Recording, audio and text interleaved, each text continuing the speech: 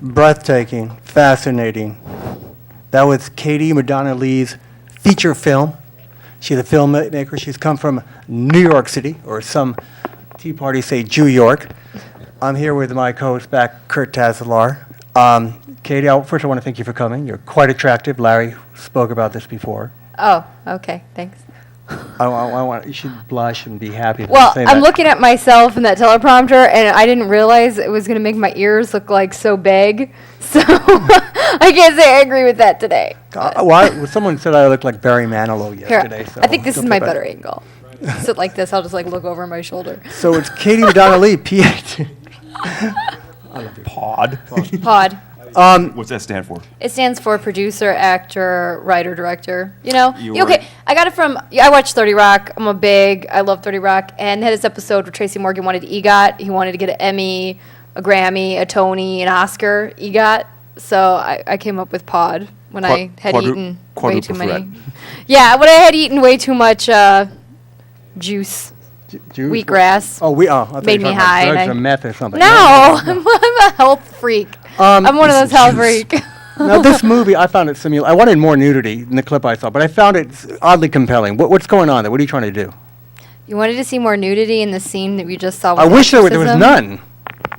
You really wanted to see, you know what that scene's about. Adam's tired of looking at himself. That's what he's saying. I'm sorry, but that scene is actually about that man, Uncle Vic, is actually a sexual abuser, and he actually had assaulted Julianne, and he was getting an exorcism in that scene to cleanse his sins. When you watch it without sound, though, it kind of reminds you of somewhat like a Quentin Tarantino B flick, though. What are you trying to do with this film? It's serious? It is a very serious film, and I don't think that it looks like a Quentin Tarantino B film, because Quentin Tarantino doesn't make B films anyway. He rips them off, but that's what he doesn't. And he remakes them with A-list quality, and his own spin on it. But no, this is actually a very serious film. It's a prison drama. It took 5 years to do the research. It's about this girl named Julianne Mabry and her descent into prison, mostly caused by poverty and lack of human relationships. Her mother is murdered by her father when she is 8 years old, and she is forced to go live with evangelical relatives who use religion as a duty rather than actually as a loving force in how they treat her.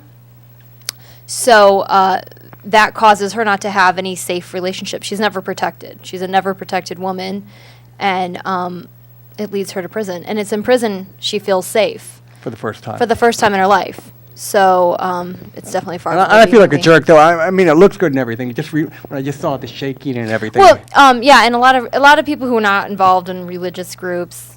I mean, evangelical is a very broad term, and if you're not there's different versions of evangelical religion, and some are very charismatic and they worship that way.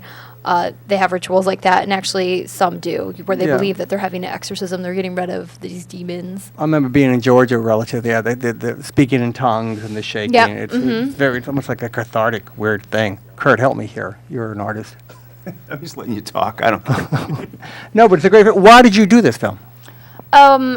It's one of many projects I'm working on. I just, I'm doing several projects right now, and for me, it was a really nice start because, first of all, your first film should mean everything to you. I think your first film should be the film that you have to be possessed, first of all, to make a feature film, period. You have to be What possessed. the effort, the time? The effort, the time, you have to be possessed, and I was possessed by You this got to get project. the money to do it, too. That's the myth of filmmaking. It's more important to have human relationships than it is to have monetary relationships. Money doesn't make a film. Human relationships make a Well, film. you need some, You need something to cover food and transportation and insurance and things like that. But what I'm saying is a lot of times you can barter. A lot of times it's who you bring on the project, but mostly, there's a lot of projects that have, I'm surprised, they have high budgets. I'm not going to name the films I've seen, but they have enormous budgets, and their film quality has no heart, no soul, and Right, it the can storytelling is still terrible. suck. Right, So right. that's what I'm saying is human collaborative relationships end up making the film. So But- how much did it cost to make the film? I'm not going to say that. It was today. ballpark? No. Okay. Micro budget, that's the term we use. Because the thing is with a film, even Why- like $250,000, for a lot of films is considered nothing. Whereas, Mm-hmm. an ordinary person would not be able to put $250,000 into, making a film. Well, sure. Say with Yeah. music, if you spend $5,000, you can put a studio in your basement, and you can record a high quality sounding album for $5,000. Oh, yeah. Maybe the Even more technology's than changed that, with yeah. movies where you can pull it off for $10,000 maybe. Why And don't you- make a real movie? Why don't you want to mention the numbers, though? Would that somehow hurt the film or something, or it's just a private? Yeah, that's usually the secret code until, But I agree with you. The emotions are real, and it's well written. Good. I mean, I love the Twilight Zone. That looks cheesy, but the Twilight Zones were great. Those Twilight Zones were amazing. And I mean, the the acting, the production. Yeah, it was real. It was real. amazing. Yeah, Yeah. But why did you do this film? Is this close to your own heart? The emotional levels this woman course. must have gone Of course it through. is. Of But course it is is. it autobiographical? or Oh, something? people would love if it was. You know what I mean? Because they just love when women are victims. They just love when women are like, I had all this abuse. They just love that. No, it's not that. Actually have an imagination, so I can make up things. But I like that, though. Crawford Alves once said that. He hates when people say you have to write about something you know. He goes, no, if you're really an artist, you can put your brain out there and Yeah. kind of assume what people feel. Exactly. Yeah. I mean, You should write